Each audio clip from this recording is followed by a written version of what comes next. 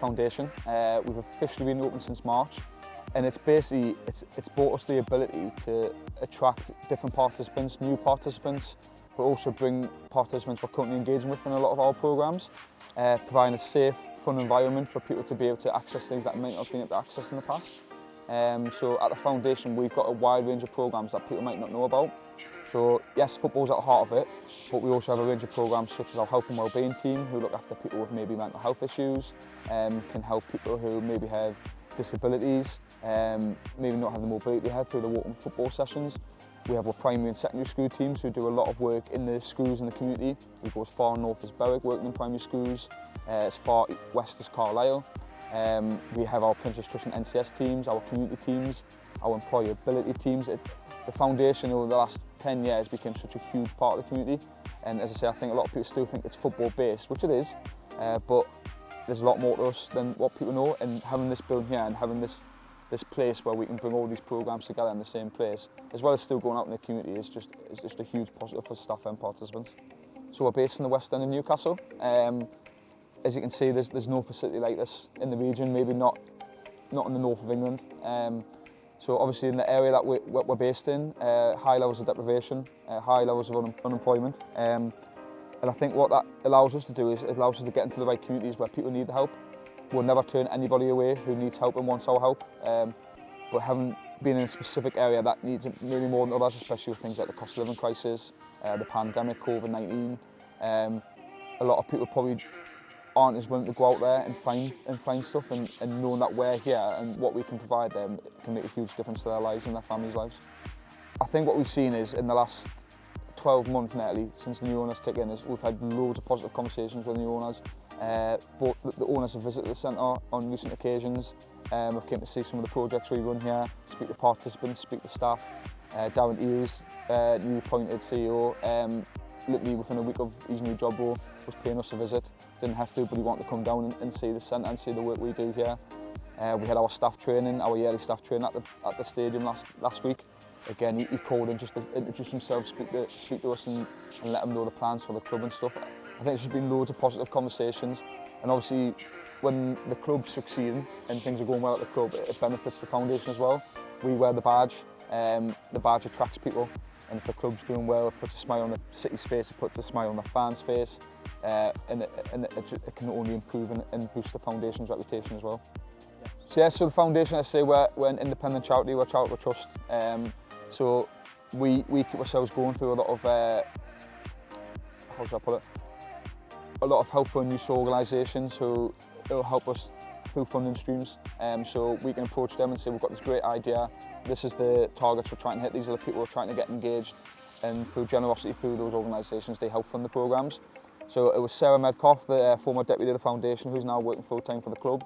Her hard work to find these funders, to find these people back in, I think it was around about 2017, 2018, to put the money together to be able to build this amazing facility. So walking through the centre, you see some of our rooms are named from some of them organisations. Our Esports game room, the Housing Fund, our STEM rooms, Reese Foundation, Postcode Lottery, Sir Bobby Robson Foundation, Newcastle Building Society, who's on the name of our building, huge funders and partners of the foundation. Without these organisations, this wouldn't be here today, and without the hard work of Sarah Medcoff, it wouldn't be here today as well. And lots of other staff who are involved in the building of the building, I should say. We now do toddler football sessions here at Newcastle on a Saturday morning for 3 to 5 year olds. We do free after school clubs for local children. Again, thinking about cost of living crisis, thinking about COVID. Some of these parents, some of these guardians might not have the finances to be able to take them to after school clubs. We've now got free after school clubs, whether it's a football club, a multi-sports club, a gaming club, where these youngsters can come along in a safe environment. Parents don't need to worry about paying for it, and it's a fun place for them to come knowing that they're in a safe environment, and it's just giving them opportunities. As I say, we've got our walking football programmes for the older generation who again might not have the mobility they used to have. Walking football in the last 5-6 years became a huge sport in the country. Regional tournaments, national tournaments, international tournaments that they can compete in. As I say, for 16 to 25-year-olds, we've got our employability programmes. So youngsters who, because of COVID, might have been a bit more within themselves, been stuck in the house for nearly a year, 2 years. So it's about finding them the right pathway, how they want to engage back into society, and hopefully find them the right careers. We do a lot of partnership work with local primary schools, local colleges. We're trying to provide as much out there and as much diversity and variety of programmes to as many people as possible. So we used to have when I first started here 6 years ago, we had an office at St James's Park where the stadium tours is located, for anyone that knows where that is. Since I've been here, we had around about 50-60 full-time staff 6 years ago. We're now hitting 200 full-time staff. So as I say, it just wasn't fit for purpose anymore. Having this facility here, we can bring in more staff, we can bring in more high-quality staff, high-skilled staff to provide better services to the region, to grow the foundation as an organisation. I think we're only going to get bigger and bigger with the success of the club alongside of it as well. It can help us attract new funders that we might not already have. I know since the building started, we've got programmes that wouldn't have existed 5-6 years ago, such as the Esports programme and our STEM programmes, which is science, technology, engineering and mathematics. So yeah, having facilities like this, as I say, my dream personally, if we could have facilities like this based around the region, so areas that don't have these facilities, as I say, we go as far north as Berwick, we go out to nearly Carlisle, Northumberland, North Tyne side. If we can have similar facilities like this in the region, it means we can reach more participants. So we were custodians of Newcastle United women's team since it first was established. Since the new owners have came in, they've shown a really keen to boost the women's game alongside the great work that the foundation have done.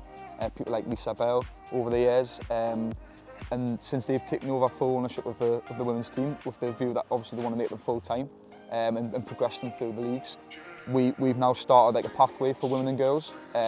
It's almost like the pre-start of like a women's academy, where we're putting out there more junior clubs for women and girls. With the idea is that we have 9 and 10-year-old girls who didn't have the opportunity in the past. They can come to facilities like this, high quality training, and create that pathway where eventually one day these 9 and 10-year-old girls could possibly be playing for the women's team in 5-10 years time.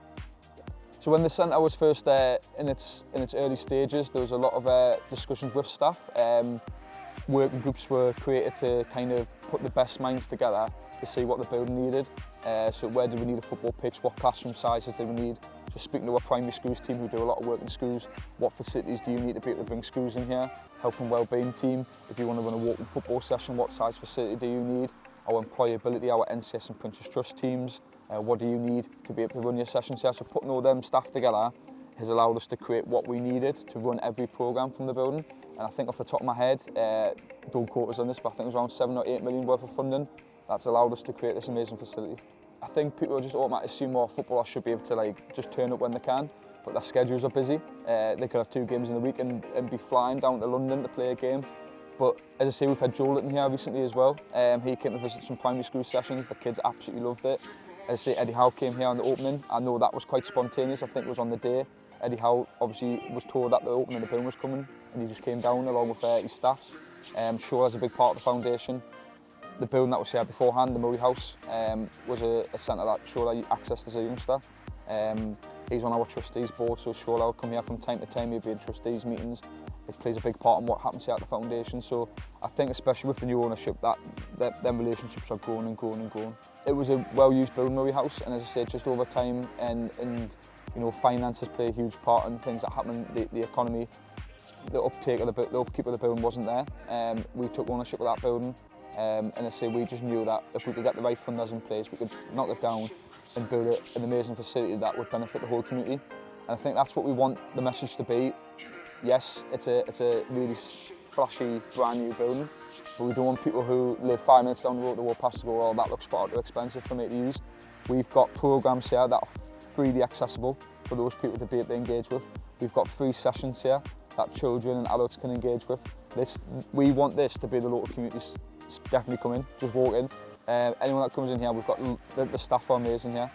We'll never turn anybody away, even if you just want to walk in.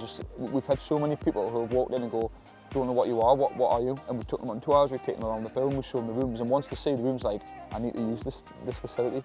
As I say, if finances are an issue, I'm sure that we can find sessions.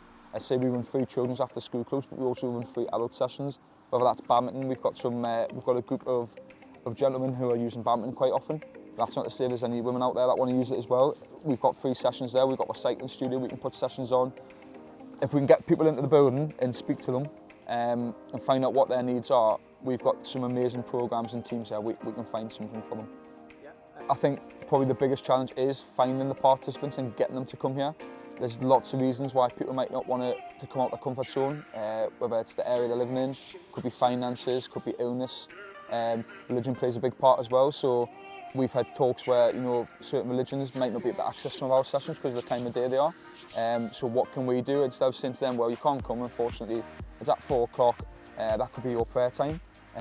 No, we don't want to do that. We want to speak to those communities and say, right, what do you want from us? What do you need from us? Is it a later evening session that would benefit you?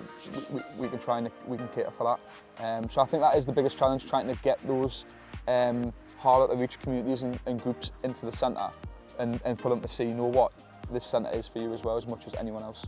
Yeah, so obviously being in the Western Newcastle, there's not a lot of space, a green space. So the initial plan was, what can we do to make this building unique? Put a football pitch on the roof. I can imagine the designers who laid the turf when they approached that idea probably looked twice and thinking, how on earth you just asked for a pitch on the roof there? Because I can't think off the top of my head many places that would have a, definitely not the North East, whether or not in Britain I don't know. So we definitely want the pitch on the roof. If you look at the surface, most artificial grasses have the black rubber crumb. We understood that because of the centre and walking down the stairs, you know what it's like when you play on artificial turf, you get there in your trainers and your boots, it's all over the place. So it's sand-based. But we've maximised the centre. We have a lot of children who come around and go, oh, you don't realise how big it is until you come in. We've maximised the space.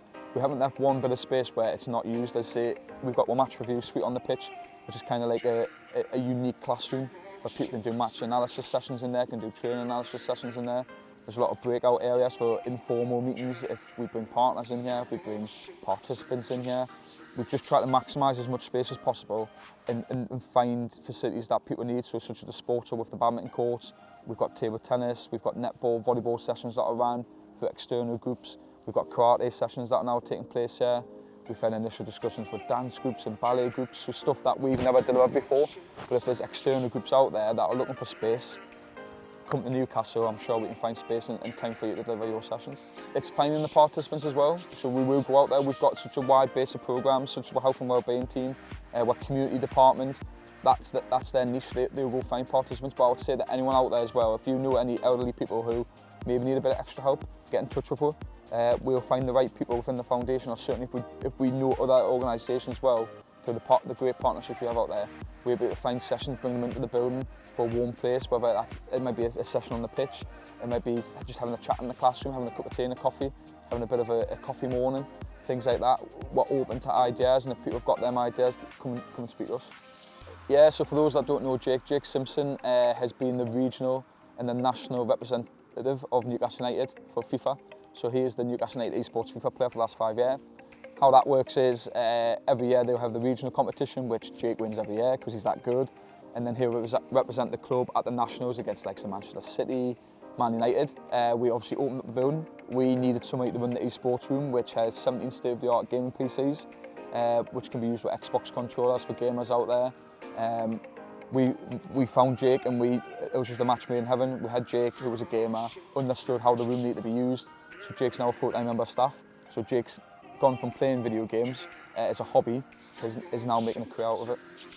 I think for the centre, for us working full-time and the staff that work here full-time, is anyone out there, come and visit with.